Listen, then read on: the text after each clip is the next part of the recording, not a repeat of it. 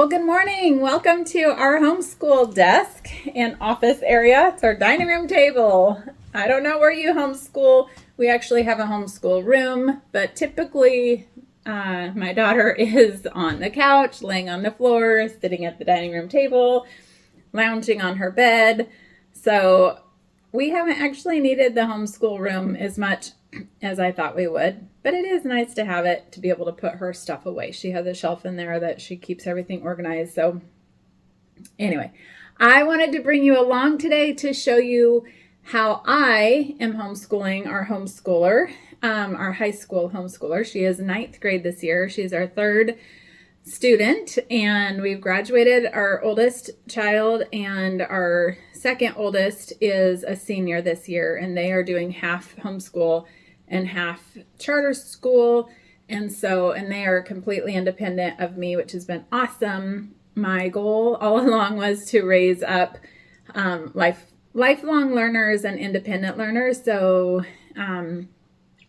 just teaching them the love of learning, and kind of a delight-directed learning style is the style that I've always gone for, like just watching what are they naturally interested in, and trying to kind of cater their education around what they enjoy learning about, kind of natural giftings and talents, their learning style, their abilities, their level, their what was the other thing I just thought of?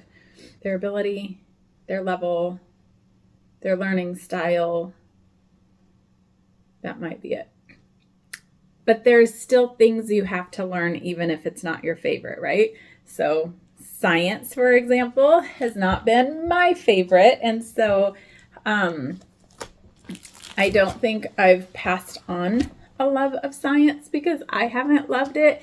But we have done classes and co-ops and things like that in the past as well. So that's been awesome for them to be able to get taught by teachers that love science. But anyway, so there's certain things you just have to do, right? I mean, there's things in life that we just have to do whether we like it or not. And science for me is one of those things. And science for my daughter, it's one of those things. So this year we are doing Apologia, General Science, and she is enjoying this one. It's kind of a lot, but she's getting through it, and she's learning stuff, and she's actually enjoyed it. It sounds like more than she thought she would, so that's been really, really good.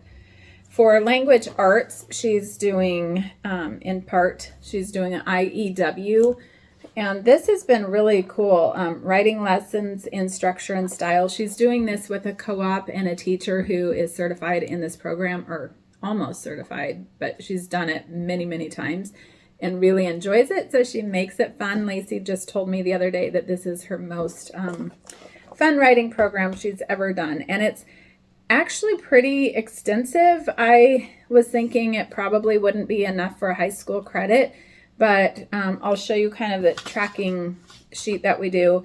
The amount of time that she puts into this program, I think, is going to be giving her a whole credit, because it also adds in reading literature and editing and rewriting and really thinking through keyword outlines, things like that. So there's a lot of skills in there that she's learning. So that's been really cool. And it's awesome that she loves it, and it's awesome that she's doing it with friends as well. She is also taking a personal finance class, Foundations in Personal Finance by Dave Ramsey. This has been a good book for her. It's not a favorite. She's not loving it. I love it for her. She's taking it in a class as well, so that's fun. For geography, she is doing World Geography. It's Apologia with political and cultural profiles. This is a really thin book, but there's a lot. It's packed with information. It's packed with lots of pictures. It's packed with section reviews, chapter reviews, charts. It's very full of information. So I love that for her. And with that also comes a World Geography Maps study. So a whole booklet on maps with questions, filling in the blanks, filling in the maps, things like that. So it's been really helpful to kind of get a bird's eye view of countries all around the world and what they believe and how they eat and how they dress and just their family culture and things like that. So it's been really good for that. It also has a quizzes and tests booklet that she is also doing. For math, she is doing Algebra 1, Matthew C, and she's doing that in a co-op, excuse me, with an amazing tutor that is brilliant. So I'm loving that she's taking that. We've tried a lot of different math programs over the years. We've tried teaching textbooks, which was probably her second favorite. I think this might be her favorite. Teaching textbooks was a really good one for her. But she wanted also to do a few more classes this year with people and not as much on her own. So that's been a winner for us. This is the this is the test booklet. So she does do the test from it. I have the teacher's manual. It's probably in my shelf in there. Pretty soon my student will arrive and we are going to go through her math and just correct it and get her up to date and see how she's been doing. I wanted to say that I have a a timesheet that I have filled out for her. I've just printed it up on my computer, and then every week she can print it out. So it's got on Monday what classes she's doing, Tuesday, Wednesday, Thursday, Friday, and then it's got a section for time. So every week she's able to say, okay, I did this many minutes of this class, or this is what I did, or I read these chapters, I read this book, I took this test, I got, things like that. So it's been really, really helpful to have this as a weekly record, and then we've made a chart online or on our computer that she's taking this information and plugging it into that. So that keeps a running tally of how many minutes she's put in for each subject. So we're just finishing up our third quarter right now, and we're going to go back. That's going to be part of what we're doing today, is making sure that everything from the third quarter is entered into the computer. And so we can just make sure she's on target to get her full credit by the end of this school year. In our state, she needs to get 130 hours to get a whole credit, high school credit. And if she just wants half of a credit, she needs to do 65 hours of any given, class. So we have one of her homeschool classes that she does here is a cooking and baking one. She loves cooking and baking. She loves creating. She loves just dinking around. She just in the kitchen. She's really been amazing at she'll either look up a recipe and try new ones all the time, or she's creating her own recipes. So that's been really, really fun for her to just kind of have free reign in the kitchen. And I thought that is totally a class she would be able to take in a normal high school or anywhere else. And so as long as she is tracking what she makes and how long she makes it, she's able to write that down on her chart, and she will be getting a high school credit for cooking and baking. So anyway, that's a little bit of the teacher side of kind of what we're doing. And so now I'm gonna bring on my student, and we're going to sit down and do correcting of her math.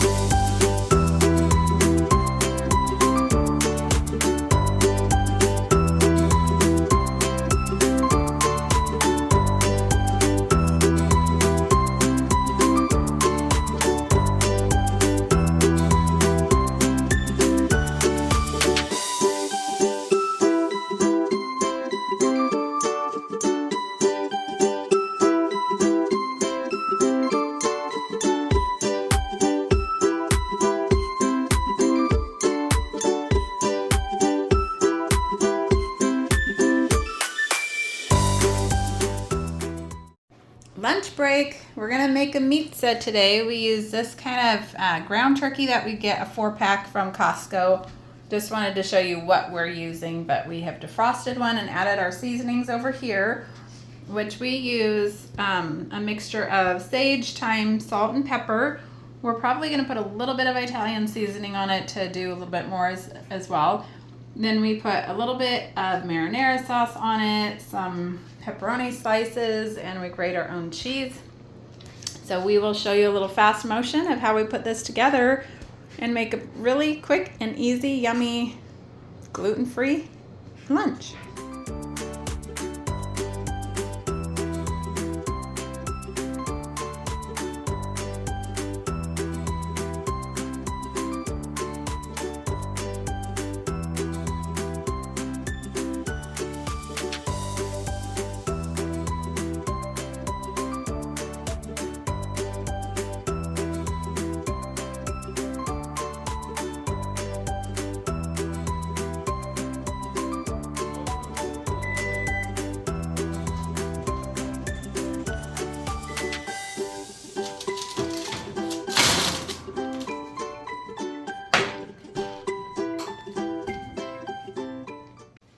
Okay, so this is how much it's cooked or not cooked after 8 minutes, and I just want to say that we usually flip this over. You don't have to, but we top it with everything and then we add another 8 minutes to it, so it cooks all the way through once it's done. If you're thinking, ooh, that looks a little undercooked, it is at this point.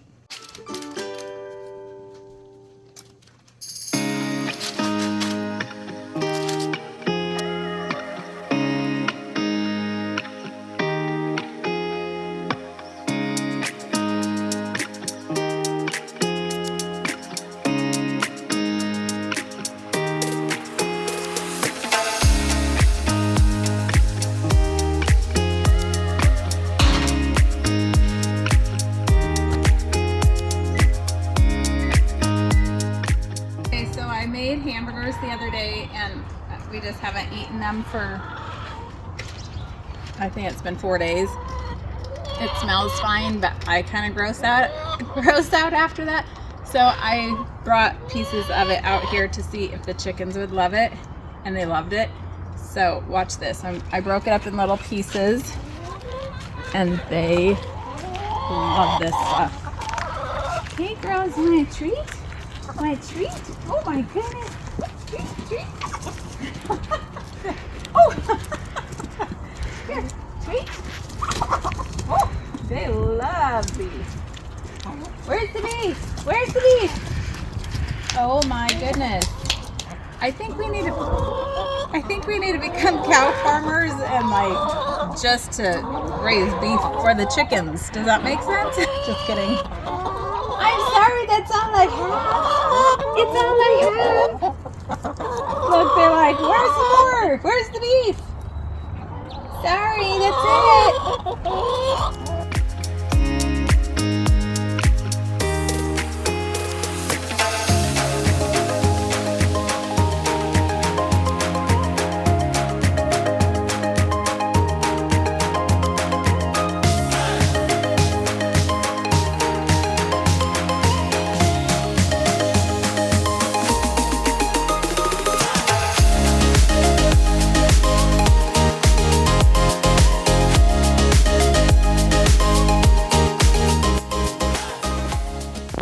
I'm just running into the dry cleaners. I took the guys' suit pants in to get hemmed up, and I'm gonna go pick them up, so come with me.